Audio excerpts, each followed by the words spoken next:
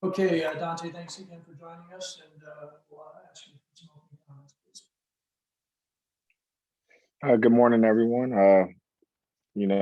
Right now it's spring ball. I'm really pleased where my group is headed. And, for numerous different reasons, we were pretty thin for quite a few practices and guys was able to, play a lot of reps and they was able to rotate. So one thing I was really pleased with what the strength staff did as far as conditioning, because those guys was out there getting more reps than probably anyone else right now on the team.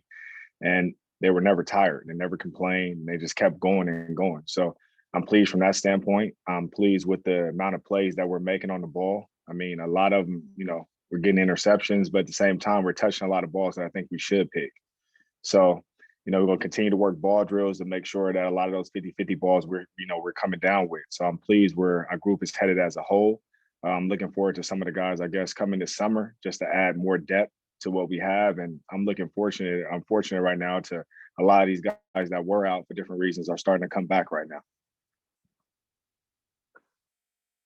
Okay, again, to the media, please raise your hand if you have a question. We'll stop here for a minute, let you gather with your questions, and we will then take them for Donte or for Chris.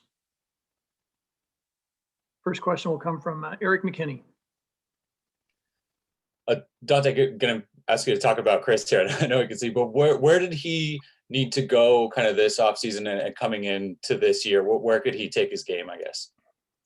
Everybody, I guess, well, they probably don't know. Athletically, he's up there. I mean, when it comes to, someone that's going to clock a 40 bench press, vertical jump, I mean, he's as good as it comes in those attributes. I think more for him is the mental aspect, not just football, but mental aspect with him, and just making sure he plays a lot better with his feet than his hands because he is physically strong, physically gifted. So, and then at the same time, a lot of these balls, he knows this more than anyone. Those balls that he's breaking up or those times that he's just covering the guy instead of just doing that, make the play, get interceptions. So, he has a goal right now, and I'll let him speak on that or not speak on that. But the same fact, he knows where he wants to go. And it's my job, to help him achieve that. At the same time, it's his job to make sure that he does everything to achieve that. So right now, that's where Chris is headed. I think he's second to none when it comes not just this conference, but in the nation. And, we're going to continue to work toward that goal. And then just another specific guy, Jaden Williams, feels like kind of he's taken his game up a little bit this spring. What have you seen from him so far? He's making plays on the ball. I mean, he's definitely making plays on the ball. And, he's worked at his feet. His feet and his eyes are two things that Jaden, could get him in trouble just because he is extremely aggressive. And he plays just like Chris. He plays with a chip on his shoulder. And so, at times you got to get him to, get back into the technical aspect of the game and making sure that he's playing, mentally than not just physically, because the game is 90% mental, 10% physical. And sometimes him and Chris both get caught up when they're playing the game almost at 50-50. So it's my job to make sure that the game is slowed down and calmed down for them, and they're playing more, with a level head and playing technically first and physically second. Okay, Mark Culkin. Good morning, guys. Chris, your coach is just talking about, your physical style and the mental part of the game.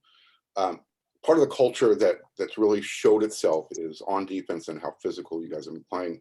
What have you been doing to kind of help translate that same type of play and attitude to the offense when we're watching you practice against the receivers? I mean, like Coach Donte mentioned earlier, I mean, the game is 90% mental and 10% physical. So, I really just try to, go out there and give the guys my best shot every time I get out there. I treat practice like it's a game, you know what I'm saying? And our team, I'm fortunate enough to compete against some of the better receivers in the conference or in the country every year. So, my freshman year, I had to guard Michael Pittman. Last year, I was guarding Amaral every practice. And then this year, it's, Brew McCoy, Drake London, Gary Bryant. There's just a handful of guys that I have to compete against. So, I mean, just when I feel like when I treat it like the game, it kind of just, the energy kind of translates. So I think that's kind of how it works with our team. And Coach, have you noticed that difference kind of translating onto the offense as well? Have they kind of picked up on some of the tendencies that you and Coach Orlando and the other defensive coaches have brought over? You know what? I can't say that because right now on a day-to-day basis, neither one of us are scheming towards the other. We're pretty much just running our defense. They're pretty much just running their offense. It's, totally different when it gets to the course of the season because that is focused on another team. And that's like even these guys right now. Last year, we didn't have a true spring ball. We had one practice. We didn't really even have a true fall camp. So last year was all about us making sure we were prepared to play against someone else. Right now, we're doing everything possible from an offense and defensive point to get our particular players better. And, a lot of the focus is on them. So right now it's good to have Chris back. Yesterday was only his second practice, so I think, you're going to see guys make major jumps the rest of the spring football like they have already been doing on offense and defense. I think maybe I didn't clarify myself, and I apologize. You guys were doing a lot of cross training on Tuesday. Yeah. Are you seeing it more from the mental side of the game? I guess when you're working with the offensive players. Well, that was just to make sure the offensive guys, get a case of how to tackle, and the defensive guys get a case of how to hold the ball. Because we're, definitely going to recover some fumbles. We're definitely going to have some interceptions. So that's to make sure that they understand ball security. And just from a, offense standpoint, some of those guys are going to be on kickoff, and some of those guys are going to be on punt. So they understand how to tackle, because our quarterbacks don't throw interceptions in games. So, they don't got to tackle for that. Thank you. No problem. Okay, we'll go to Ryan Young. So, Chris, can you share with us what that goal is that you have for the season? So I actually have a few goals set for this season. Obviously I want to be a first team All-American, unanimous All-American. So, I want every panel across the board, across the country to recognize me as one of the top corners in the country this year. And, it's also my goal to leave this after this season as a high draft prospect. So, I've been working real hard this offseason. Working on my mental more than anything in order to be able to accomplish that goal. When you went back and watched your film from last season, was there one area that you kind of honed in on and said, I've got to be better at this? Oh yeah, definitely. I'd say the main thing I've been working on is being lighter on my feet and my hands.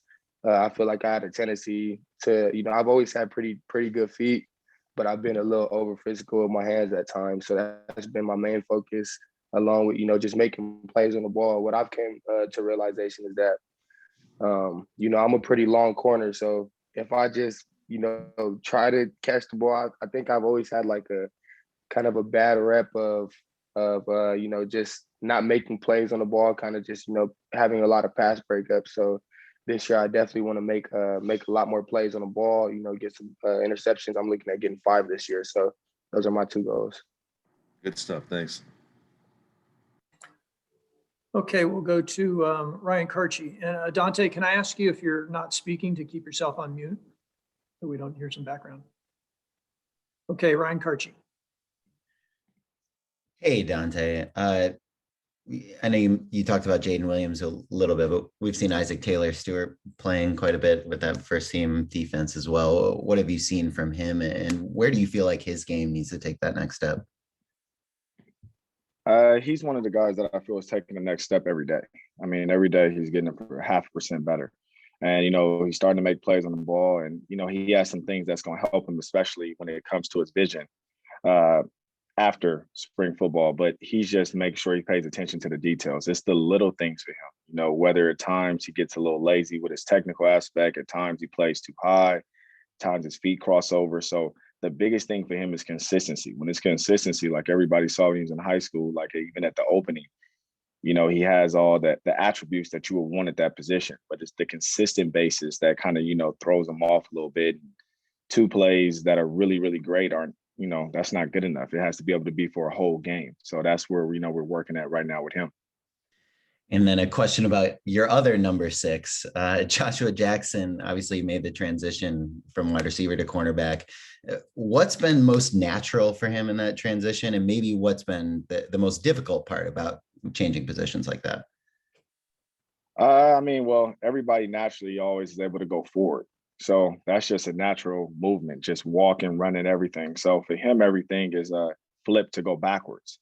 But pretty much after the first 5 yards, you're no longer the DB no more. You're now a receiver when it comes to covering. Now it's a little different when it comes to tackling. Tackling is a big different than blocking. But one thing I will say about him that, I didn't know. I didn't know if he would come up and hit someone. I didn't know if he would come up and strike somebody. And he's definitely shown that he'll do that over these courses of practice because, for spring ball right now, majority of our tackle practices have been live.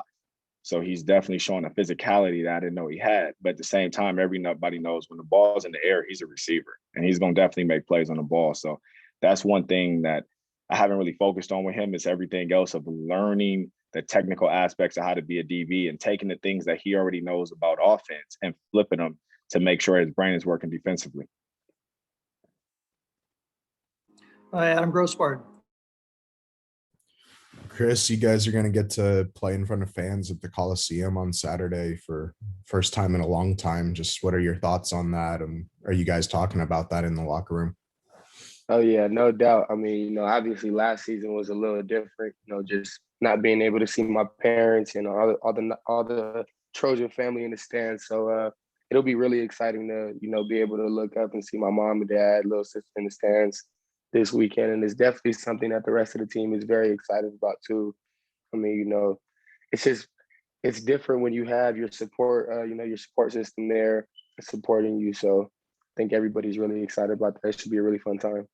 I think it's also going to make the energy go up a lot higher too. Everybody performs different when, mom and dad is around. So. Was there any time last year where you felt like, the energy kind of dipped during a game just because you didn't have that type of environment in the stands? Honestly, no. I think a lot of people saw it in especially the Arizona State game, that first game.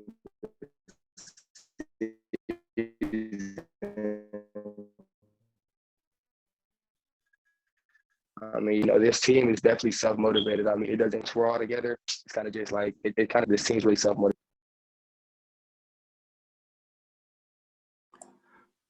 Okay, let's go to Ryan Young.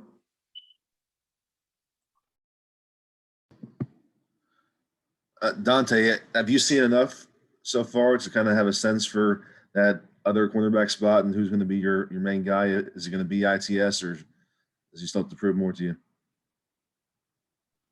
Competition for me is daily. So that's not something that when you say the other cornerback spot is, it's always at least two. So, and that's just how it's going to be. That's how guys like Chris continue to perform because the guys like behind them are continue to make plays. So it's not like, who do I see as the other cornerback spot? Is just make sure that we always have the two best players to help us win games on the field at a time. So that's what we'll continue to make sure that, we assess and making sure we put the best guys on the field going forward. Going back to Josh Jackson, we talked to Todd about this a little bit, but was he a guy that you just noticed last year and thought that he would be an obvious fit to make the move when you saw you had the depth issues? Josh is a guy that at a previous school I offered as a cornerback. So I already had, I guess my eye on him. And, once things opened up to where we had a spot open and he was open to the idea. And then he finally took it and ran with it and he wanted to stay there. We gave him the option to, what he felt was best. And, that's great assessment by Coach Heldon. Most coaches wouldn't even allow that. And he allowed that. And, the offensive guys were open to him staying on defense and he stayed on defense and he's ran with it and continued to make plays and continue to get better on a day-to-day basis. RJ Abadia. Hey, Chris, I was wondering if you could break down what you've seen from the two freshman quarterbacks so far, both like on the field and kind of their personalities and their fit with the locker room off the field. Oh man, those are my guys. I love Miller and Jackson. They're two young dudes who I think are going to have the opportunity to do some special things in the future.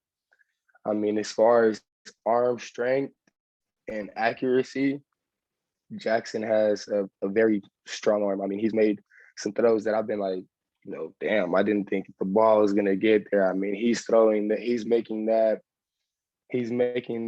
5-yard out throw to the field from the opposite hash. Like he's making that comeback from the opposite hash. He's making those deep throws. So Jackson has definitely surprised me a lot with his arm strength, and Miller's a very smart player as well. I mean, obviously they're still young. They're still supposed to be in high school. They were kind of in the same position I was when I enrolled into college. So I kind of understand their frustration when it comes to, the few mental errors that they're making, but they have a great coach and a great support system behind them. I know Keaton's been working with them and helping them out. So I think they'll be just fine. And then as far as their personality, I mean, those guys are characters right there. They're really funny. Jackson, he's a kid that, he's gonna bring like a different type of energy to the game. I mean, I saw him at practice the other day. I mean, that's stuff that me personally, everybody knows I have a lot of energy. I'm a real passionate player. I'm very passionate about the game, and to see a quarterback, especially, especially a young dude, kind of going out and playing with that same passion. I mean, I love to see it. And same thing with Miller. I mean, they're both great people off the field. Talk to them every day that I see them in the locker room. So I'm really excited to see their growth. And then just one for Donte.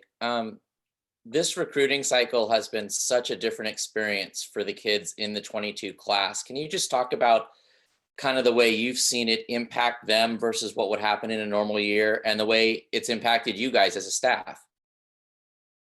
Well, I mean, it impacts greatly because it's not just, the relationship as far as us, having in-person contact, but a lot of these guys didn't get a chance to play their senior year. So a lot of them right now are playing for the first time in a year and a half. So this spring football is these guys' senior season. I mean, we even have a guy, like in our running back, and Brandon Campbell, he was, they played football in Texas, but he chose to opt out. So a lot of these guys did not play football this season. So right now, this is their senior season, what they're going through right now. And, at the same time, they're in a whole new environment. They're in college. They're having to digest the playbook that's completely different, having to get used to new teammates. So a lot of these guys, I think, have, jumped in and surprised and did well. Well, I wouldn't say they surprised too much because these are pretty much some of the best athletes in the nation, but they're definitely, producing at a high level right now. And some of these guys we depend on already. A lot of these guys already running with the twos, and some of them are getting reps with the ones. So they're in the mix to play this season. Thank you. You're welcome. Okay, Eric McKinney.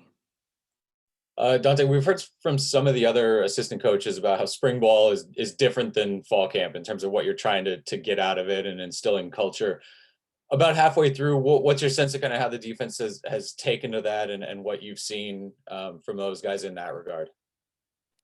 You could definitely see right now guys are playing physical and they're playing fast because I think they're starting to get a true idea of what we're trying to do defensively. Like everything, like I said, during the course of the fall wasn't about us. It was about doing everything we can to stop the opponent that we were going to play against.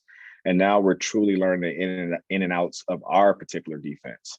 So it's a different teaching method. Instead of going in there and maybe showing, their opponent's film the whole time, now we're kind of going in there and showing our film, what we can do to, get better on a day-to-day basis, especially during this course right now. It's like, you practice one day extremely hard, but you have the next day off, and the next day is all film or all lifting weights. So the guys' bodies are able to rest a little different to where every practice is, they're close to 100% as they possibly can be, but at the same time, they're working on their craft. They're not worried about someone else.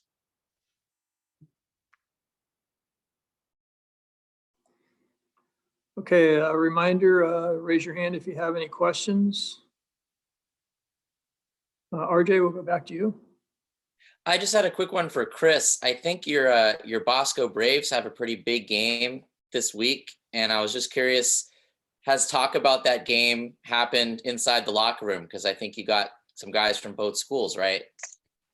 Oh yeah, I do. And one of my roommates is actually a butterfly. Bruce, my roommate. So, I mean, I'm very excited about that game. Obviously, I don't know. It's kind of bittersweet for me because I got my guy Damani at Mater Dei, but I gotta go for Bosco.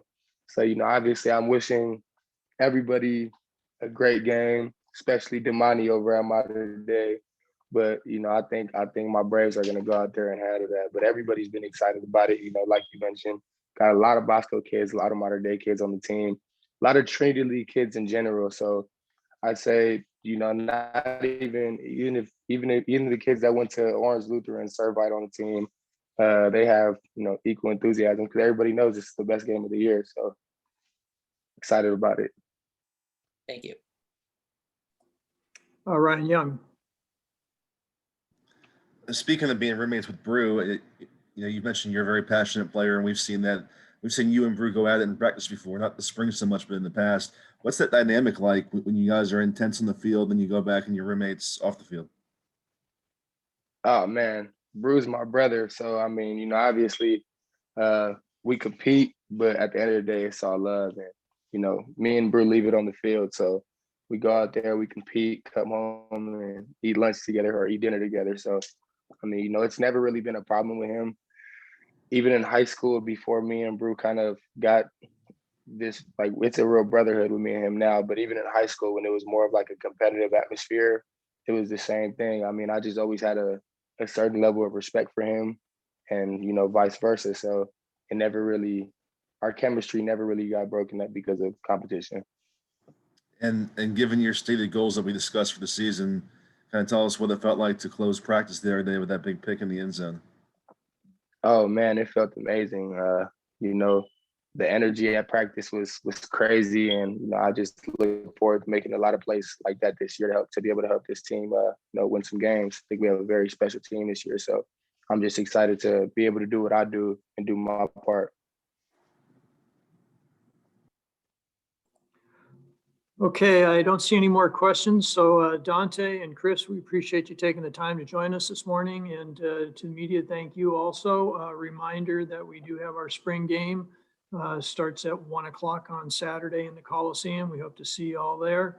And we'll have Coach Helton on after the game at 4 p.m. on a Zoom, not in the morning, but at 4 p.m. after the spring game. So with that, we'll wish everybody a good rest of the day, and we'll sign off. Thank you. Thank you. Appreciate Fight on. you. Fight on.